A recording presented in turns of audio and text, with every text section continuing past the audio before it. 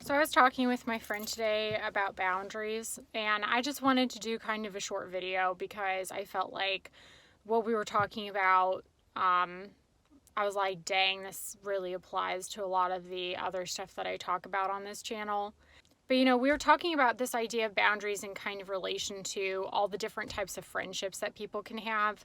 She was talking about the fact that most of her life she has, either you're a really close, intimate friend with her or you're nothing to her. And I know when I was younger, that's kind of how I did friendships as well. It was like you're either totally in, you had all of my heart, you were someone special and someone that I trusted, or I basically didn't get to know you at all. And I thought that was like a really kind of healthy way of approaching things when I was younger. But what I've learned and what she and I were kind of discussing is that it's actually really good to have different kinds of friendships because they really give you the opportunity to practice having boundaries with people of different kinds. I used to kind of talk shit on people who had like more shallow friendships, like why would you have more shallow conversations with your coworkers at work if you're not actually going to get to know them on like a super deep level? And I thought that I kind of put myself up on this pedestal a little bit. Like I was more authentic because all of my friendships were only like 100% intimate best friend friendships. And it's not that I think the word shallow sometimes can become synonymous with artificial. And what I have learned as I've gotten older is that having more shallow friendships or less intimate friendships doesn't mean that you're being inauthentic. What it means is that you're just not allowing everyone that you meet to into your heart, right? But there's lots of different ways that you can do that where you can again practice building fences and having boundaries. I think having different types of friendships gives you the opportunity to really learn how to assess people. And instead of being black and white, which is obviously a really unhealthy way of thinking, and it's actually it's splitting, that's splitting. Instead of splitting and viewing people as all good or all bad, a best friend or an enemy and 100% nothing to you, it gives you this way of approaching things gives you the opportunity to look at people and say, okay, I'm going to examine you as a person, as an individual in all aspects of yourself. So I've really been practicing looking at people and saying, okay, what about you can I trust? What about you can I not trust? What about you is safe? What about you is unsafe?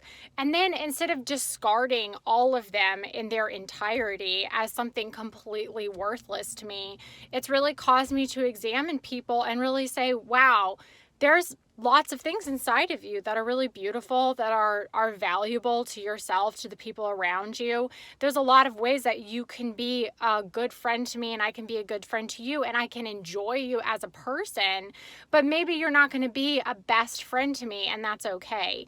And so that forces me to learn how to have boundaries with them because I assess them, I see all of the different aspects of their personality and their characteristics, and I choose what it is that I can accept in my life, and I choose what it is that is unacceptable to me, and I note that. And instead of panicking, because that's really what it used to be based in, it's that I would panic and I would run away. I just really appreciate that as I've learned to do this in my life, it's given me the ability to look at people and examine them as what they are, which is incredibly complex specimens of sorts. And nobody is all good or all bad. Everyone has something to offer each other in terms of love and kindness and friendship, in my personal opinion.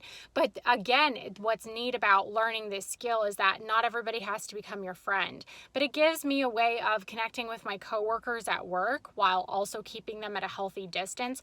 I thought that I used to think that in order to enjoy someone, they had to become your friend. There was no other way of enjoying them. If I began to enjoy them, that meant that I had to open up my entire heart. We had to become best friends. That was just the inevitable course that enjoying someone took. And that's also how I approached my dating life. But as I've sort of practiced my dating life in a different way, where just because I go on a date with someone and I have a good time, that doesn't mean they're my future husband and we're therefore supposed to become boyfriend and girlfriend. I need to get to know them better. And so from pumping the brakes in that aspect of my life, it's taught me how to do the same exact thing with people that I encounter in the workplace, in social situations, where normally after a few conversations, I might be telling them everything about my life, right? And assuming that we're going to become best friends. And then because I opened up too quickly, later when I find out that they're actually someone that I don't like that much, maybe they aren't safe in the way that I thought they were safe, maybe they're more difficult or strange in a way that I wasn't expecting, I used to have this reaction of, oh shit, I gave this person too much of my heart, just like I used to do that with men. I do it in my friendships, and I'd have to essentially completely discard them, throw the baby out with the bathwater, and then attempt to do it again with someone else. And if you look at that approach is incredibly traumatic. For anyone, that would be traumatic. Opening up to someone, giving away too much of yourself, and then feeling like you have no other choice but cutting them off cold turkey and getting away from them as fast as possible. It's treating everyone like they're a crime scene. It's treating every friendship like it's a crime scene, or it's a threat to your integral person inside. And that's not actually what's going on. You don't have to have a trauma response, in these types of situations. And that's what I had to learn with myself, because I was having trauma responses essentially. And it was too much. And then it was re-traumatizing myself because I was having extreme reactions to things that really could be simple conversations. And instead of completely discarding this person, I could keep them around and I could just pump the brakes and put up boundaries. But I didn't know how to put up boundaries. So because I didn't have the skill to build boundaries, I hadn't practiced that skill, I had to throw the baby out with the bathwater. But now today I don't have to do that. And it's so refreshing and it's so nice because I can actually just get to know people, enjoy them for who they are in the moment. I don't open up too quickly, so I don't walk away with them having important pieces of myself that maybe they don't deserve, but I can still have nice, enjoyable moments with them. It has helped me be able to enjoy the people around me. And I never used to be able to do that before. It was always assessing whether they were dangerous or not, again, kind of in trauma mode. And if I felt like you were someone that I didn't agree with 100%, I wouldn't even talk to you. I wouldn't even attempt to interact with you in any kind of way, because if I did, that meant I was going to give you all of my heart because I had no practice with boundaries. Does that make sense? So I just, again, have seen how building healthier skills in my dating life has also filtered into having healthier skills in my friendships as well. Because ultimately, at the end of the day, this is all people relationships. It doesn't matter what type of love it is.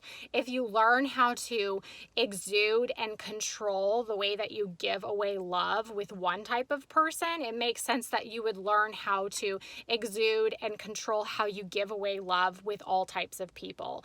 And at the end of the day, that's such an important thing for all of us to learn.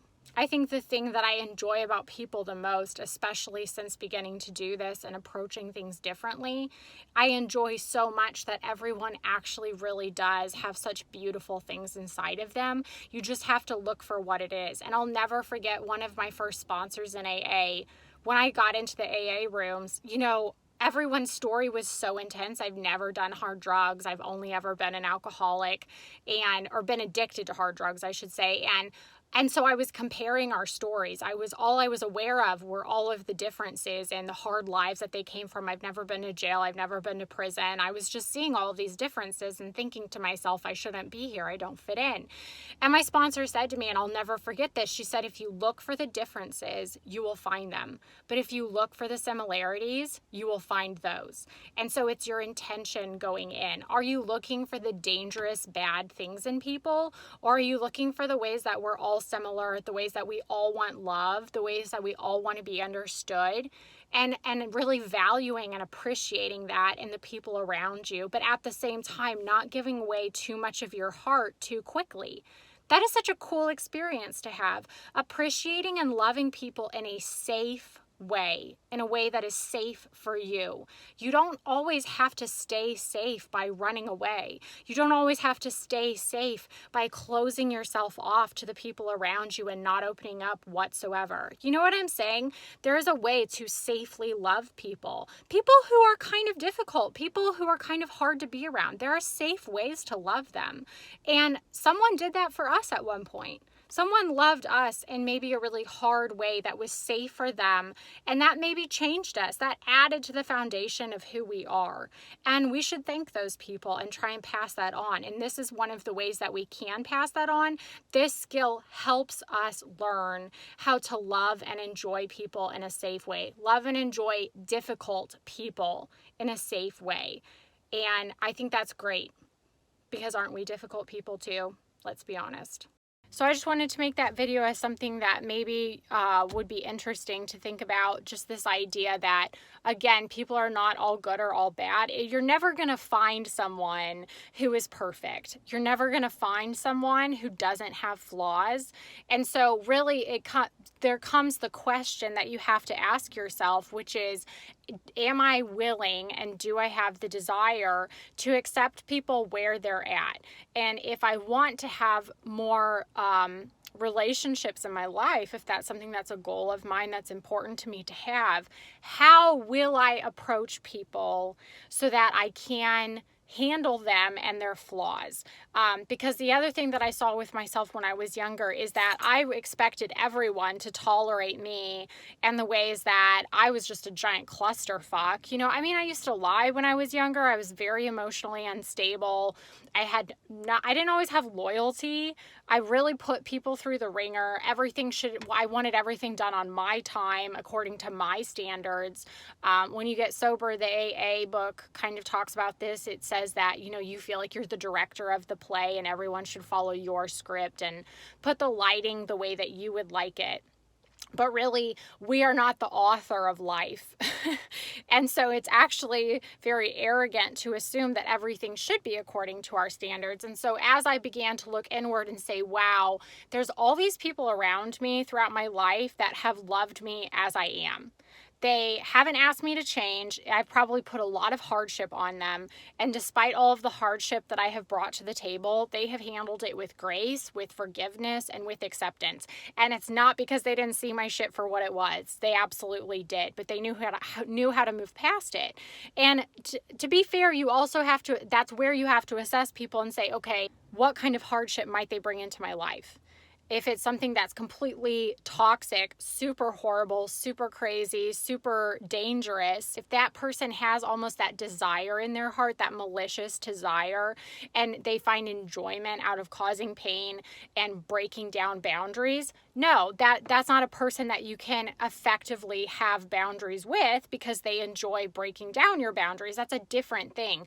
I think in the world today, we can start acting like every type of difficult personality is the same type of difficult, and it's not true. There's obviously a scale to all of this, and there are types of difficult that are manageable, types of difficult personalities that are manageable, and there are types of difficult personalities that are dangerous and a threat to us and our safety. And we can't group those into the same category. So that's just something that I've really been thinking about since my conversation with my friend. Exploring this idea that there are people in your life today who have maybe loved you through really you being a difficult person. And I just pose the question to you, do you feel like you have the life skills to love difficult people around you? And if you feel like you don't have the life skills to love difficult people around you, it might be because you haven't practiced building boundaries with people. And it's something that you can learn slowly. I had to learn it slowly. You know, it wasn't like overnight I could just like build fences effectively. But a lot of it came from having the confidence to say no to things. And as I've slowly practiced saying no to things with people and seeing that they can handle my no and they can respect my no, it makes me say, okay, you know, you're allowing me to be where I'm at. I want to allow you to be where you're at as well. And just kind of, I don't know, it helps me meet more interesting people nowadays and enjoy people for who they are without having to run away and totally discard them and think of them as all good or all bad. So anyway, I hope you've enjoyed this video, and God bless.